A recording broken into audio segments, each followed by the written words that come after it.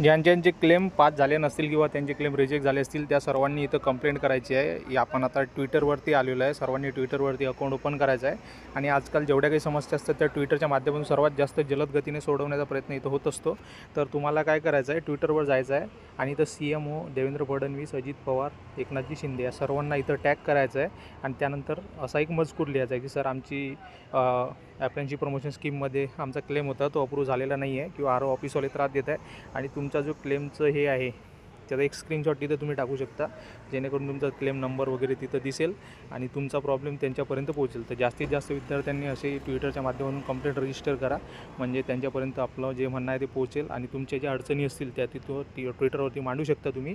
आणि हे आपलं हँडल आहे, तुम्ही इथं जाऊन त्याला सपोर्ट करू शकता, त्याला रिट्वीट करू शकता आणि तुम्ही इथं कमेंटसुद्धा करू शकता.